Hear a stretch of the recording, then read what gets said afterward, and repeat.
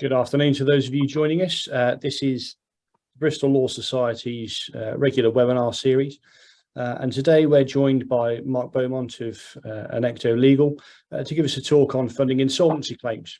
A couple of bits of housekeeping beforehand is that the webinar will be recorded, published to the YouTube channel of Bristol Law Society, should you find that you're called away at any point.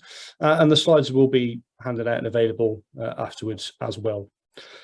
So without any further ado, I shall pass over to Mark, our resident expert, the man with the money, to tell us all about funding insolvency claims. Over to you, Mark. Thank you very much, Stuart. I'm going to take you through just a variety of different options here in relation to funding for insolvency claims. I believe there will be some time at the end for a short Q&A, and if you've got any questions, I think just post them in the chat room and we'll cover those at the end. I do know there's one or two questions that have already been provided in advance. If I don't actually cover those in the talk, I'm sure we'll get onto those at the end as well. So just to run through what we'll be looking at today, it's really about the different obligations that are on solvency practitioners, and to be fair, on solicitors as well, in relation to funding options and the advice that needs to be provided. Obligations towards your clients and IP's clients, so primarily the creditors. We'll be looking at adverse cost risk and then security for costs and what the options are around that, how best to manage those risks, depending on whether there's cash in the estate or not. And that same question, whether there's cash in the estate or not, will come up several times in relation to things like funding, own cost insurance, assigning claims, and how different models work, how to access them, and what the pros and cons are of those as well. And I'm sure as we run through this, there'll be people that have got different questions about either their experiences or different pros and cons that they've seen with different models, which I'm more than happy to enter into a discussion about at the end.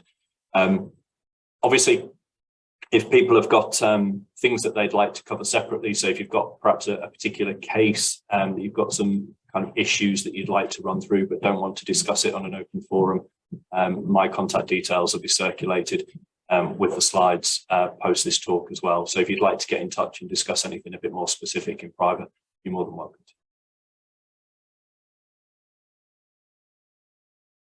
Obligations on insolvency practitioners are pretty clear. They obviously have a duty towards the creditors and getting best value for creditors from the estate.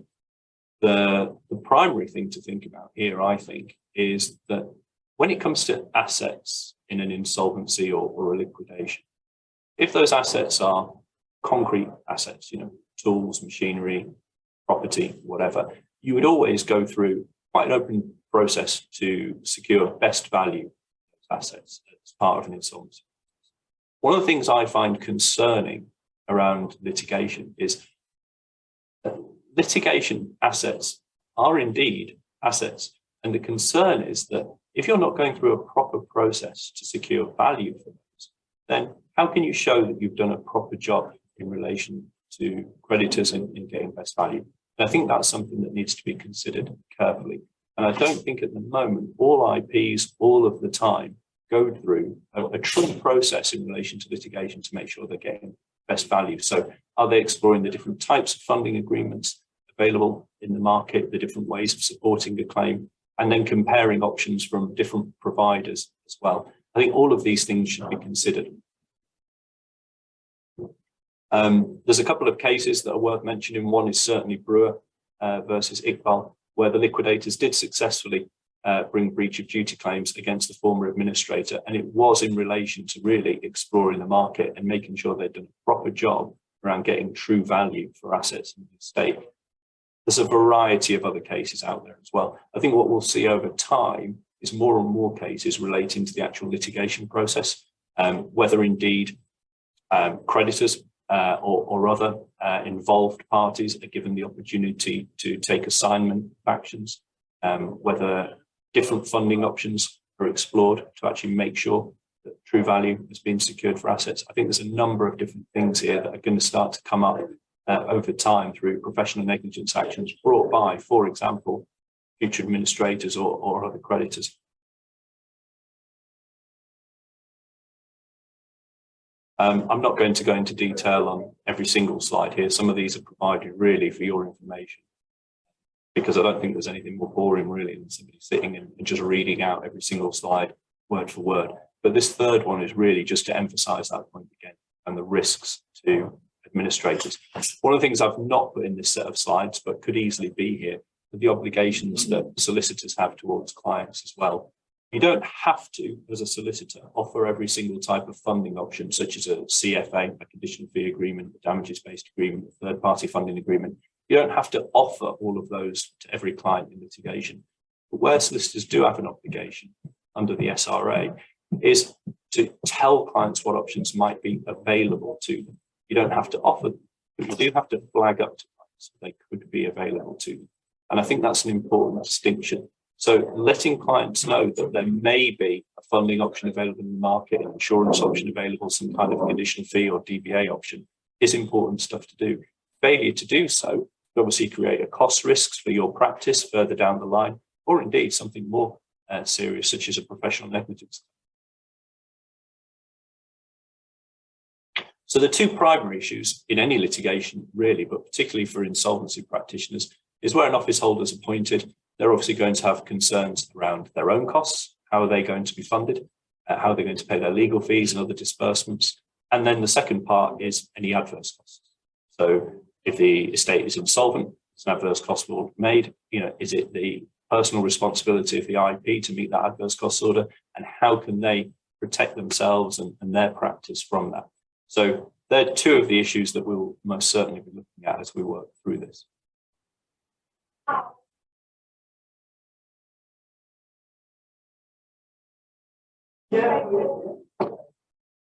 So options available. So when it comes to assigning a claim, and I think it's pretty common actually in insolvency for third-party funding to really work around IP claims as an assignment option. I'll emphasize here, these are two different things. So the way that third-party funding is that a funder provides cash flow for a case still being managed by the insolvency practitioner or liquidator throughout its lifetime. That's third-party funding.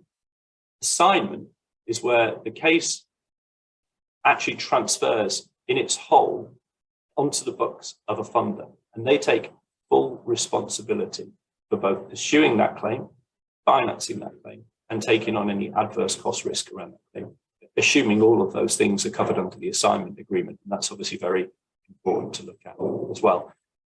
What I see in the insolvency world is there's often just a combination of those two things. So there's a belief that third-party funding is the assignment model, and there aren't any alternatives to that.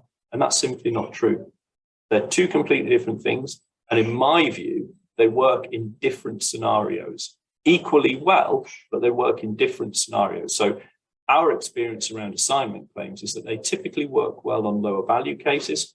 And by lower value, I mean cases that are perhaps worth tens of thousands or low hundreds of thousands of pounds, where perhaps the historical method of using a conditional fee agreement with a success fee, an AT insurance model, just doesn't work as well kind of post-Jackson, where you can't recover the success fees and the AT premiums anymore. And it can be that it's just not economical to run a kind of CFA ATE model on a claim worth perhaps 100,000 or 200,000 pounds anymore. That won't always be the case, but it may be that an assignment model works better there. Third-party funding typically works when the cases get a little bit bigger, and it makes sense to draw in funding from a third party to finance the claim, but you don't actually sell the assignment in its entirety, just finance. So that's the question mark I put there around who benefits. I think where you do an assignment model, the benefit quite clearly shifts to the assignee, whereas under a third-party funding model, the benefits really should stick more with the creditors if you get the model right. Again, it does depend on the value. We'll look at that a little bit. I've mentioned there the combination of CFA and AT, which traditionally was how I always saw kind of insolvency claims being pursued and still do to. But obviously, the non-recoverable elements around conditional fee agreements, success fees, and AT premiums just create some issues around that. Albeit, there are still ways where you can make the retainer perhaps work a bit more effectively by looking at what hourly rate should be used, and we'll look at that a little bit well. Final options, damages-based agreements, which we're seeing come into some degree in the insolvency arena, although it's still relatively rare, I would say, and creditor funding agreements, which if you can get creditors to pay, obviously can be a good option. But we'll have a look at some of the tools that you can perhaps use in combination with creditor funding agreements to make it a little bit more palatable for creditors to actually put up their own cash. And one of the ways of doing that is by insuring their risk. So they may be cash flowing the case, whereby if the case is successful, they recover their money. But you could actually insure that cash flow. So if the claim loses, they also get their money back. And that may be more palatable to some creditors than taking the actual litigation risk on, as well as the cash flow risk. So we'll start off with just the simple stuff most of you will be experienced with after the event legal expense insurance, most commonly referred to as ATE or ATE insurance. And that's typically used to protect adverse cost risk. So the risk of having to pay your opponent in the event that the claim loses. It's also used to pay interim payments. So if there should be interlocutories throughout the case where you might perhaps lose a specific aspect of the claim or one particular hearing and have to pay out against that to your opponent's costs. AT insurance can be a useful tool to manage that kind of risk and cash flow during the lifetime of the case. It's also a really cost-effective way of managing security for costs as well. So if the other side's bringing a security for costs application, asking you to lodge, significant amounts of money with court in order to protect them from if they win the claim and want to recover costs from an insolvent estate, an ATE policy can be a very cost-effective way of doing that. It means you don't have to put up huge amounts of cash. You can use the actual insurance policy itself to work there. There can be arguments the defendants can bring around ATE insurance and whether it will or it won't pay out in the event that they're successful.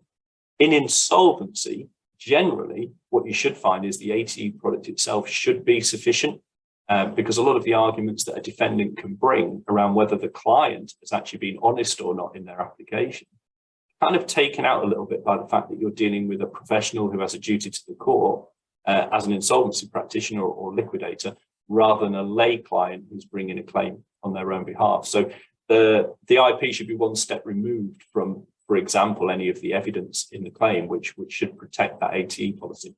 However, if you don't feel comfortable with that, or if the defendants push really hard back on the ATE policy, what you can do is get anti-avoidance endorsements or take out a deed of indemnity to back up the ATE policy. And what that does, it creates a guaranteed, irrevocable payment direct through to the defendant in the event that the claim is unsuccessful and a cost order is made against claimants. And that really is, a cast iron guarantee payment across to the defendants. The only real issues a defendant could have there is around creditworthiness of the insurer. So if the insurer is perhaps smaller, not very well known, not rated, based offshore perhaps, or in an unusual jurisdiction, then you may have some issues. And it's one of the things worth looking at and talking about with your broker at the outset is, who's the insurer? How is their policy written? Are there any issues that are likely to come out in a security for costs application that could create an issue further down the line? Just one thing that's not mentioned on here, but you can also use insurance where you're having to bring a freezing order. So perhaps there's a larger case, maybe assets are overseas, or perhaps they're not, but you're wanting to bring a freezing order. You may have to provide a cross undertaking for damages to the opponent for any assets that are being frozen. Again, rather than actually lodging cash with court to cover that cross undertaking, it may be much more cost effective to use an insurance product to provide that cross undertaking. That's something else about as well. Just for any of you that are not massively familiar with ATE insurance, it can be a little bit weird in relation to other insurance because obviously most of the insurance we're all used to, professional indemnity, home insurance, car insurance, holidays, whatever, you pay for it, then the insurance is in place and you hope to never claim against it. But if you do, you've already paid for it and you claim. ATE insurance tends to be a little bit different. Sometimes you can pay for it up front. It may be cost effective to do so, but more often than not, you'll defer some or all of the costs to the end of the claim. So what you do is you say, look, I've got £200,000 or whatever the amount may be of adverse cost risk on this claim. I want the insurer to take that risk on today. I don't want to pay the insurer anything for that right now. So I'm essentially swapping the risk of having to pay my opponent when I lose. I'm swapping that risk with an obligation to pay the insurer if and when I win. So you pay nothing for the insurance today, but if and when you win the case, then you pay for the insurance. Obviously, that's an effective way of managing risk because you're not having to find cash today. You're only paying for the insurance if and when you win, when hopefully you will recover damages in the claim, and you'll be in a far better position to pay any bill. Whereas if you lose the claim, obviously you're not in a good position there at that point to actually pay the other side's costs. And that's when the AT insurance kick in. So I think of it probably a little bit more like a swap, really, than perhaps how we think of traditional insurance.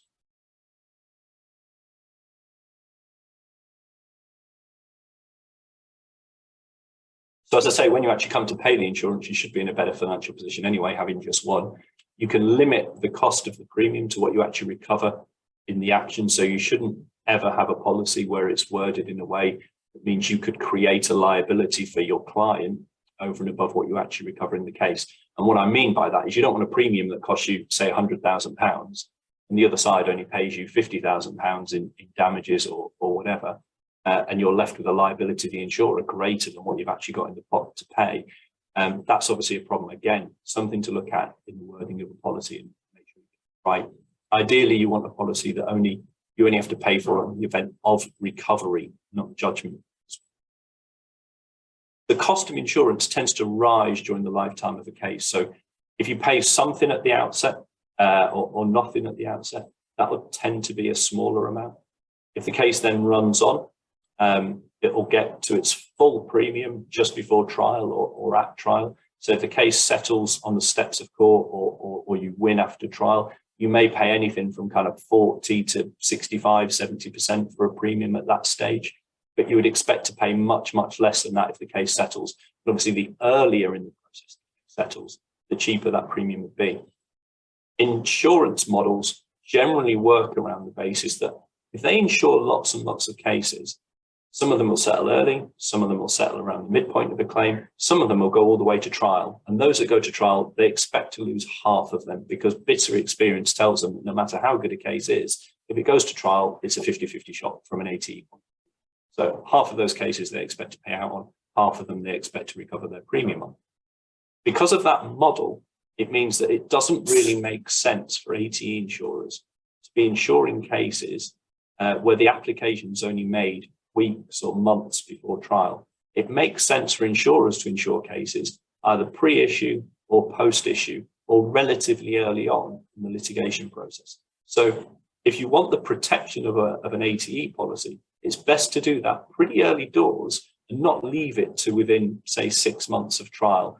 I would say that 6-month one is a pretty clear cutoff where once you get beyond that point, it becomes harder and harder to find insurers that are willing to back the claim because they'll see that actually a lot of the settlement opportunities have been passed up at that stage. And there's a good chance the case may well run to trial. And it just doesn't fit in with that model of let's insure lots of things and only a few of them actually trial. Obviously, from a client's point of view, they can benefit from that by being able to negotiate with the other side, saying, look, we have ATE insurance in place, which means we can run this to trial. It also means a third party has assessed the claim and considered it to be a good trial risk. And it means that from a negotiating position, you're at a stronger point there. If the defendant truly believes you're going to take this claim the whole way or can take this claim the whole way, rather than they think that perhaps you might run out of appetite further down the line, and so that makes them less likely to settle or less likely to settle for a significant. Those types of products, ATE insurance, are typically thought of as adverse cost products. So that they're there to pay the other side's costs if the claim loses. There is nothing to stop you from using that same policy to actually cover your own costs as well. That might just be counsel fees. It could be all of the disbursement costs in the claim. It could even be the wider fees, the solicitor's fees or some of the solicitor's fees in the claim as well. You could even look at it for some of the IP's fees if they want to protect some of their downside risk in the claim as well.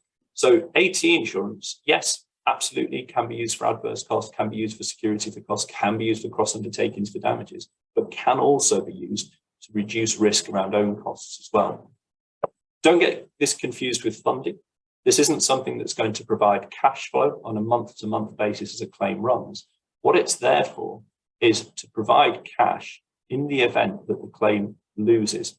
So if you've run a case all the way through, it's been done on a CFA, or the clients have been funding the disbursements, whatever's insured, if the case loses, the insurance then pays out that money that's been insured. So it'll pay the adverse costs and it'll pay the amount that's insured around own costs or disbursements as well. The reason that can be attractive is because, as I say, it might be difficult for creditors to finance something if their money's at risk. If they know they're getting that money back, even if the claim loses, they may be more willing to fund it. The IPs may be more willing to fund it with money out of the estate if that money's insured. It might be easier to justify the decision to fund it if they've protected their investment. It may be easier for a solicitor to run something on a pure CFA with no cash flow if they've got the security of knowing that even if the claim loses, they get some of their fees or all of their fees back from the insurance policy at the end of the day. And finally, if you do need to bring in third-party funding, it can be an awful lot cheaper to do so if you've insured the risk of that cash. So rather than going to a funder and saying, look, we want your cash, we know it's going to be very, very expensive because you're taking lots of risk in the litigation and you lose your money if the case loses, you can go to a funder and say, look, we've insured this. It's relatively low risk from an investment point of view. We want you to cash flow the claim because we need money to pay disbursements or time costs or whatever. But if the case loses, you get all of your cash back as a funder. So you can negotiate a much, much more attractive deal than if you go straight to a funder and ask for at-risk money.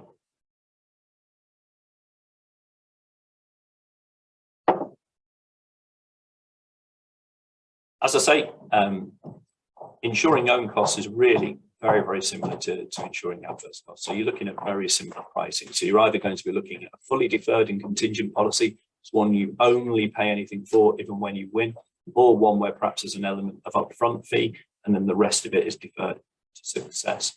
But the pricing is going to be relatively similar. So you're probably looking at something like 10, 15% of the amount insured if you can settle it early, and then it will rise in steps all the way through to perhaps 50 to 70% if you get to trial and win. Obviously, if you lose a trial, you're not paying anything. The insurance would pay out. Just one note I should make on that actually before moving on. What you're typically insuring with these policies is the risk of losing. And that's obviously not the same as the risk of winning and not making a recovery. You can take out a different policy, which would be damages policy, basically, where you've got a good claim, you're confident of winning, but there may be some uncertainty around payment from the other side. You may wish to insure that. What I would say is that can be quite hard to do, because if you think there's genuine risk about the other side paying, essentially you're going to an insurer and going, look, we want you to insure this, but we don't think the other side's good for the money. And the insurer is going to think, well, hang on, there's a very good chance I'm going to be paying out here. This doesn't sound very attractive. Where it might work more sensibly is a deficiency in damages policy. So where you think you've got a good claim, you know the other side's good for at least some of the money, but there may be a very specific reason why you have some doubt about one element. And that may be an insurable risk. I have to say, I don't see deficiency in damages cover being used very often for the reasons I've just mentioned, but it is a product that exists, and it may be in certain set of circumstances, something that proves to be useful, and it's certainly worth knowing. But as I say, the main aim of these insurance products is to cover the risk of losing, so it's litigation risk rather than credit risk. This is as I say, we're talking about the various different funding options here. So conditional fee agreements is obviously a primary one to use in insolvency cases. So the lawyers take on the risk. It's good for the clients in the sense that they don't have to cash flow the lawyer's fees at all. Bad for the law firm's cash flow, particularly if the case loses. But as I mentioned before, that may be something that could be mitigated by insurance, where you could, for example, insure, say, 50% of your work in progress. So if the case does loses, you'd have that payment made back into your account, which obviously mitigates some of that risk of running something on a 100% CFA. Does it allow you to take on more cases? Well, potentially, if the clients are not paying for the cases, it could allow you to take on more work. And it may be that you've kind of steered away from conditional fee agreements post-Jackson, or in this present environment, kind of post-COVID, if indeed we are post-COVID at this stage, where cash flow perhaps isn't as strong as it used to be. Maybe other parts of the practice aren't generating the cash that they used to bring in. it may be that you're looking at cases now and going, we just don't have the same appetite to take on full CFA cases as we used to. And we either want some element of funding to support us through these cases, or we want some element of insurance to make sure that we're not actually going to have to write off enormous amounts of time on cases that lose. From a tactical point of view, it can be useful to tell the other side. You don't have to inform the other side anymore around whether you're on a CFA. Historically, pre-Jackson, you did have to inform the other side because it was increase their liabilities towards you. If you were successful in the claim, they would have to pay your success fee, AT insurance premiums. Because you can no longer charge those success fees to the other side, you don't have to tell the other side you're operating on CFA. You may feel that it's a tactically useful maneuver to do so. It shows you have great faith in the case and you want the other side to know that. You may not. You may think the other side may read other things into it. It's certainly something to think about, is how much information you want to share around your funding arrangements with your opponent. That last comment there, recover more of your time from your opponent. I think it's important to bear in mind that where you are being privately funded, obviously you're recording your time, you're billing your clients at the end of every month or however you bill, and you may take a view that certain types of time you might want to write off. They're a good client, you have a long relationship with them. You discount your bills on a month-to-month basis, whatever it might be. You shouldn't be taking that same attitude with CFAs, because ultimately what you want is to recover as much of your time as possible that's recoverable on an inter-parties basis. You want to recover that from your opponent when you win the case. So be very conscious that you should be recording all of your applicable time on the case throughout the lifetime of the litigation to ensure that you can recover as much as possible back from the other side. Think of it in the context of hourly rates as well. Where a client's privately funded litigation, you may offer them a discount on hourly rates, you may do it on a reduced rate, you may do it on your standard rate. If you're doing something on a CFA, the only thing you should be thinking about in relation to hourly rates is, what hourly rate do I think might be recoverable if I'm successful in this claim? And then probably add a little bit more onto that for negotiation purposes. But what you don't want to do is run a case on, say, guideline hourly rates or your standard hourly rate model on a CFA, because all you're doing is reducing your opponent's cost liability. You're basically doing a favor for your opponents in that scenario. You want to try and recover the maximum hourly rate you can on an inter-parties basis. And especially in a scenario where you can't recover success fees, the more of the actual hourly rate, perhaps the less success fee you need to be charging, which would come out of damages from your client. So you're doing your client a favor by maximizing hourly rates and maximizing recoverability when you're on a CFA. Bear in mind, the guideline hourly rates are aimed towards fast track matters that are set down for a day or less. So we're talking here about specialist work in the insolvency field. They're certainly not going to be fast track matters. You should be thinking about what an appropriate hourly rate is. And we used to look at something called the 7 pillars of wisdom, like how hard is the other side fighting this? How important is it? What's the complexity of the case, et cetera, et cetera. These are the kinds of things you should be thinking about when looking at what hourly rates are appropriate to bill under a CFA. And I really can't stress that enough, because I see far too many claims where I think the hourly rate's just too low because people haven't thought about it. Also consider cases that have been running on for time as well. Are you putting in a feature where you can increase the hourly rates on an annual basis? If something's been running for 2 or 3 years and you're still using the same hourly rate that we're using back in 2019 or something like that, you may be missing out on quite a significant amount of money. And the other side may be getting a bit of a free ride off that as well.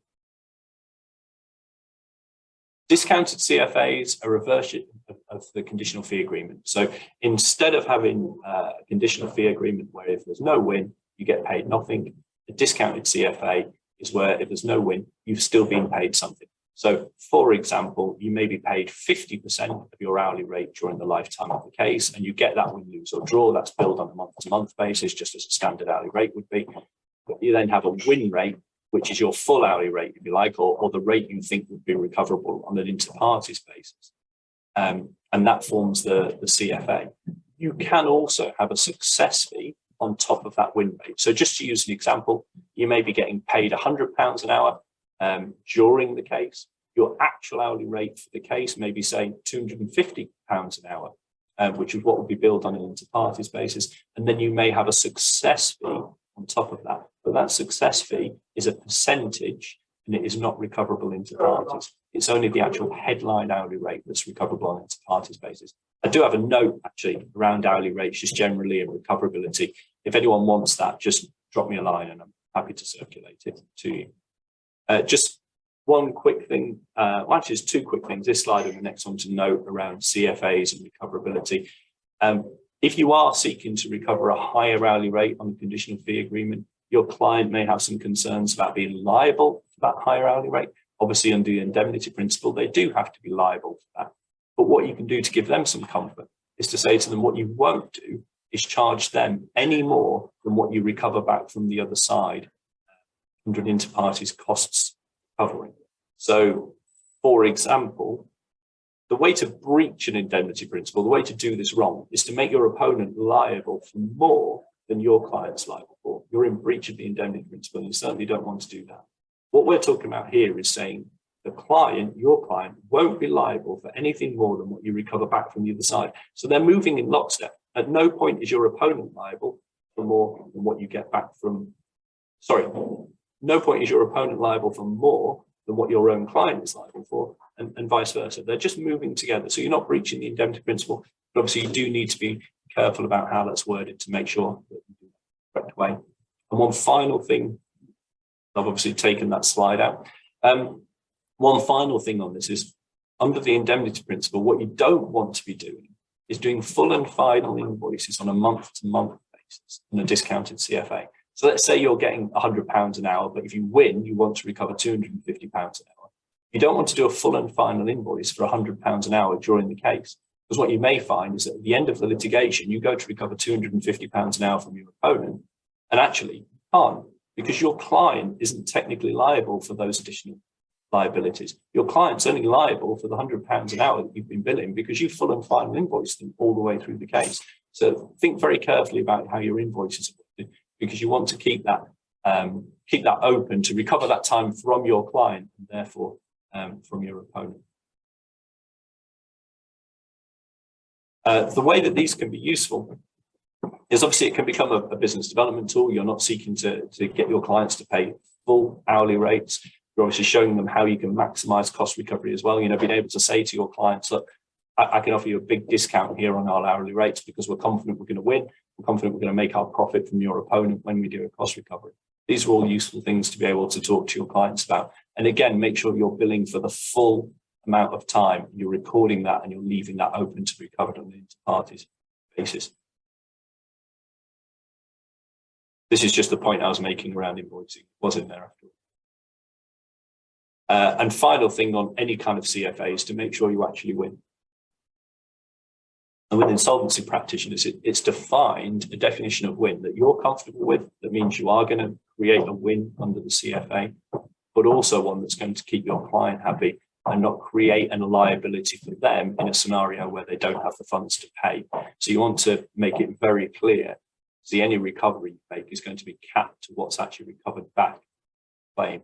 You're not going to seek from them personally something that they haven't managed to get back from their opponent.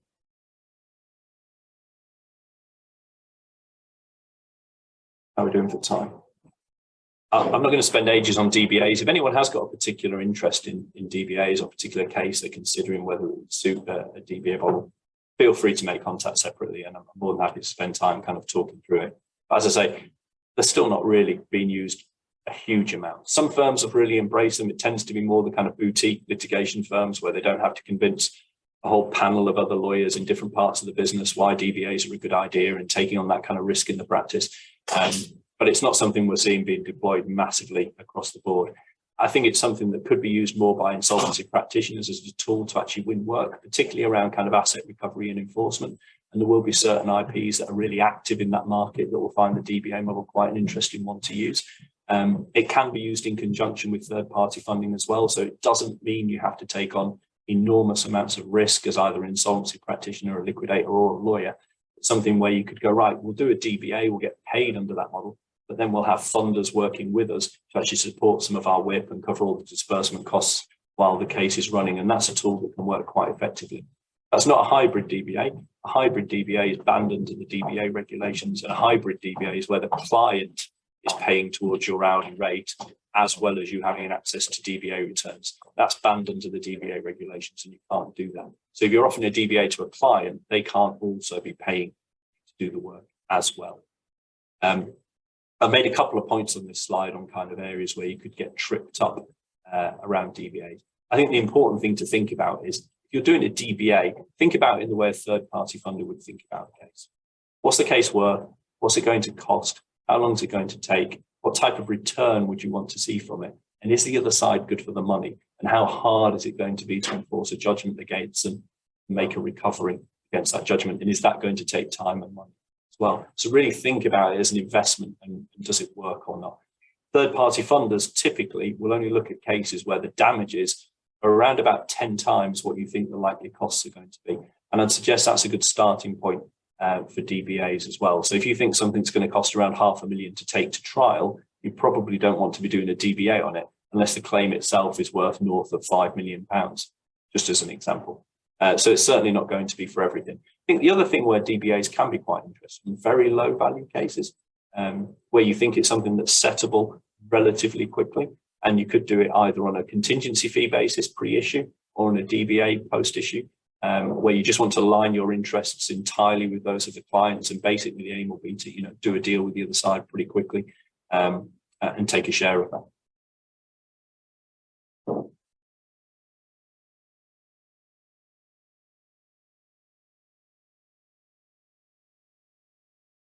These are the key points I was just mentioning around kind of decision making around investing in litigation.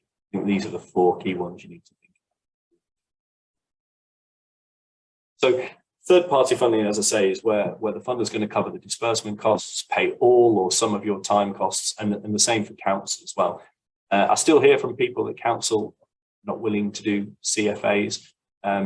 I get that. I get that counsel might not be willing to do a full CFA, and I think just mention of kind of the initial CFA makes them think, whoa, that's a lot of risk. I don't want to take that on. A discounted CFA model where the funder's paying some of their time costs is very different.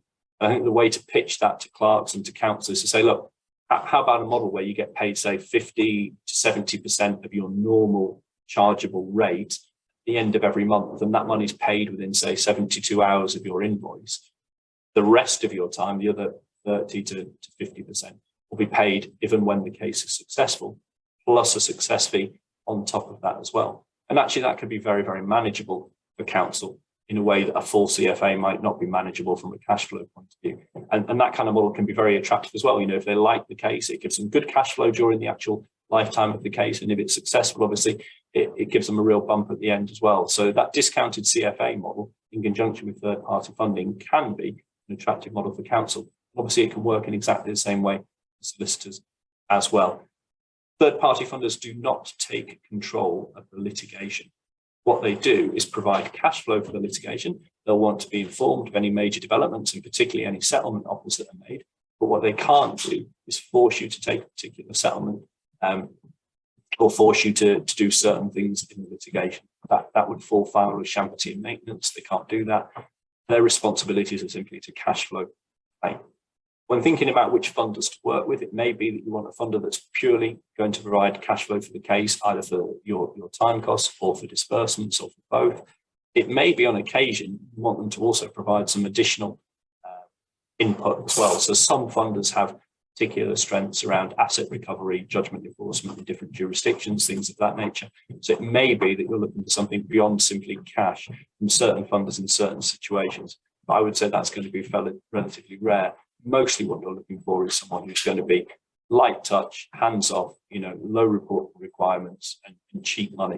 And as I say, one of the best ways to do that is to really think about that interaction between what type of retainer you're using, what type of insurance you can get in place, and then what level of funding is actually required to keep a claim moving forward. And it's how you structure those 3 together that's the real challenge. And obviously something where, we're more than happy to support. The final model for litigation funding around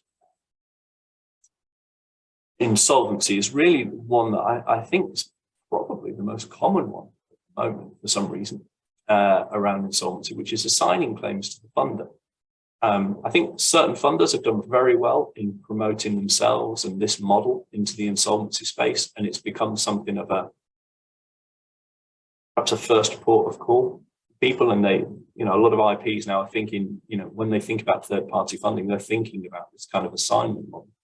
As I say, I don't think it's the best model for creditors on absolutely everything. I think there are certain types of cases where it works really well. But bear in mind that once a funder has taken assignment claim, and they may pay a modest amount upfront to actually acquire the claim, and then they'll typically pay a share of recoveries. It could be 50-50, half the recoveries go to the funder, half go back into the estate after the funder's paid their legal costs, by the way. But once you've entered into that model, if you think about what a litigation funder is that takes assignments, and you think about how they account, there's going to be a huge incentive on that business to settle that claim as quickly as they possibly can. Let me use an example for you. Let's say a funder's taken on a claim that's worth £500,000. Maybe they've paid £10,000 up front for it, and then they're going to split recoveries 50-50. They've acquired it for £10,000. Perhaps they spent a minimum amount on legals just to get the thing up and running. And then an opportunity comes in to settle that claim. Let's say for £100,000, 20% of the value of the claim. But that opportunity comes in the first 3 months. From the funder's point of view, let's say they've spent £10,000, £15,000 at that point. They're looking at an 8 to 10 times return on their investment in 3 months, which, if you annualize that, is anything up to a 40 times return on an annualized basis. For them to get a 40 times return on their investment is absolutely insane. And there isn't really another way that they can do that. Let's say they go on to spend £50,000 on that claim or £100,000 on that claim and get full value for it, get the full £500,000. They're only getting a 5 to 10 times return on their money. And if it takes more than 12 months to do that, they're actually getting less than a 5 to 10 times return on their money. So from an assignment point of view, there is an enormous and overly weighted incentive, if you like, towards settling a claim as quickly as possible. And I don't think that's something that IPs necessarily think about when they're looking at that model. They might be looking at the value of the claim and thinking about that, what that could be truly worth to the business further down the line.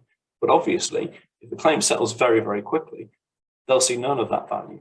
I think other things to think about as well is if an IP is running the litigation, obviously they'll continue to collect fees, during the lifetime of the dispute for the work that they do upon successful recovery.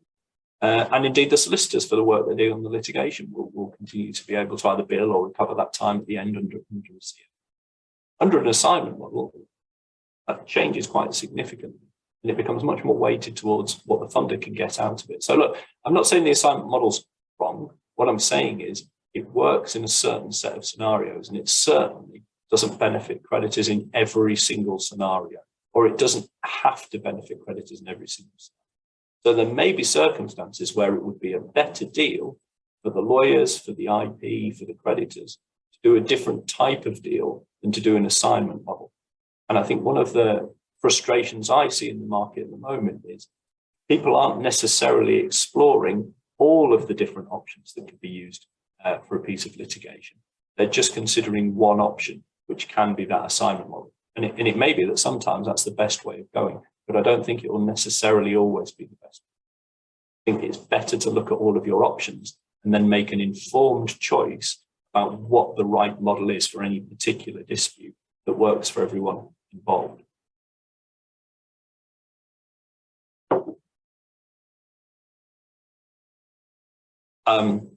I think we're going to have some time here to get into questions, which is great. But just by summary, obviously, considering options is really important. There are a huge number now. We're talking about scores and scores of different funders and insurers operating around the commercial disputes and the insolvency disputes arena. They offer a variety of different insurance and funding products that work in different ways. Basically, there should be something for pretty much everything at this point in time. We're seeing claims worth tens of thousands of pounds going off on the assignment model. We're seeing claims of millions of pounds and tens of millions of pounds going off in different directions, either under a DBA or a third-party funding model, whatever. there are huge discrepancies in terms of risk, appetite for different jurisdictions and what have you between funders and insurers, but there's typically something out there for everything. But the important thing is to actually make informed choices around what the options are and what the right way to proceed with any particular dispute might be. And obviously that's what we do in the market. So if anyone does have any questions, I think Stuart's going to be kind of leading the Q&A side of it. I see there's a few things being posted in there, but I don't know what they are. And it may just be complaints about the talk. So I'll hand back over to Stuart and see what we have. Thank you very much, Mark. So in terms of what we've had come in, it's quite limited at the moment, but I'm sure everyone's frantically typing away at the keyboard as we speak with all the thoughts that have come up there. We did have one come in before the start of the talk, which was, how do you structure the facility when the claimant has the ability to provide adequate security for the return of capital independent of successful claim? So that's the first question we've had in. Okay, so if I've understood this correctly, and I may not have, this is a scenario where the client wants to secure a third party to actually cash flow the claim because they don't want to spend their own money, or perhaps they've got assets, but they're not liquid assets. So they want to secure that third party's funding against those assets. So the third party is going to cash flow the claim until it's successful. If the claim loses, the third party will get their money back from those assets in the estate. Is that how you interpret that as well, Stuart? Yes, that's how I understood it. Okay, well, that's certainly doable. I mean, it's relatively similar to what we talked about earlier in terms of ensuring the funder's investment. So instead of the funder taking the litigation risk, what the funder's doing is really providing a cash flow facility. I was talking about in the context where that cash flow is guaranteed by an insurance policy that would pay out in the event of a loss, and that would get you a certain price from the funder. If we're talking here about where the funder is going to be paid in the event that the case is successful from recoveries made in the claim, and in the event that the claim is unsuccessful, and unsuccessful could be wider here. In the scenario I was talking about, unsuccessful meant losing the claim, and that's when the insurance would pay out. If the assets exist within the estate to pay the funder back, then you could either lose the claim or just not make the recovery that you were expecting. Either make nil recovery or a partial recovery that's not enough to pay back the funder, and you could use the funds or the assets in the estate to pay the funder back. So you've actually de-risked the funder even further than using an insurance policy. Now the funder gets paid not just if it wins, not just if it loses, but also if there's an under recovery which wasn't covered in the insurance. That should reduce the price even further, so long as those assets, something that the funder can really, hang their hat on, that they're going to be worth something at the end of the claim. So what you're basically doing is securing asset-backed lending at that point. You're saying, look, we've got these assets. We would like some cash flow for a period of time. Try and define that period of time, of course. And then you're really just borrowing against those assets. So it may be that you go to a kind of traditional ABL for that, or it may be that you go to someone who's operating around the litigation's funding sphere to do it. One of the things I would say is that within litigation funding, there's quite a broad spectrum of different types of funders. Some of them are really geared up towards lending at, numbers you may have heard thrown around the market. So 3 times investment, 30% of damages, things like that. And they're geared up to do that. They're not really interested in low risk, low return type investment opportunities. It's not what they've recruited their investors to do. It's not the returns their investors are expecting. There are other funders in the market that are set up to do much lower risk, lower return type investing that might fit more with that ABL type model that's mentioned there. But yeah, it's certainly doable. Great, thank you very much. I don't know if I've seen anything else come in as a question, but this is the last chance for you to put those into the box, please.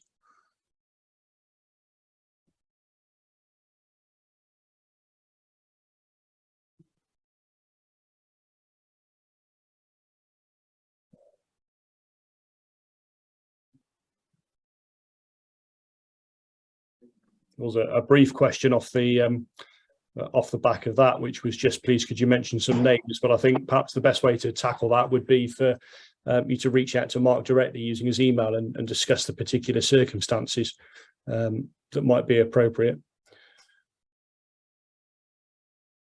I'm happy to have a chat with anybody. As I say, if people are interested around the kind of cost recovery side as well, I've got a note that just goes into some more detail around hourly rates and maximising recovery on inter-parties basis. If you want that, just reach out through email or through LinkedIn, and I'm more than happy to share that. Well, I can see that your talk was so informative, Mark, that we've not had any other questions come through. So it's obviously been one way to describe it, Stuart. It's certainly been great to have you updating us, and actually I'm always amazed at how far the funding sphere comes in its evolution every single time we catch up with one of these, because it seems to be when it first became a thing, it was very much just third-party funding. And then everything seems to have got very, very creative from there on, since we've not been able to recover success fees and firms have got less of an appetite. So it's always worthwhile coming along to these just to get a bit of an update as to some of the things that are going on. There's certainly a few cases that I've written down in my own caseload that I should be picking up the phone to you about with some of these revelations as well. So we're always happy to have a chat about things. And look, a lot of the time we're doing it on a no names basis, just to kind of give people ideas that they can go back to clients with and talk about. And look, I'm very conscious of the fact that BD is hugely important to solicitors. So always happy to help out with things on a very early basis, or even kind of prospective opportunities where you want to be able to go into a client and talk about perhaps some of the different opportunities that might be available in order to actually secure the work. We're happy to help out with things like that. Pleasure. Yeah, fabulous. Well, if there's no other questions, I shall leave you to continue the day. But thanks very much to you, Mark, and thanks to everyone for joining us. And if there's, as I say, the recording will be up on the Bristol Law Society YouTube channel. If you do find there's a bit of information there you want to go back over, and I understand the slides will be passed around as well. So plenty of opportunity to take it to one side and redigest it if you need to. But thanks all for joining us, and we shall leave you and see you at the next webinar.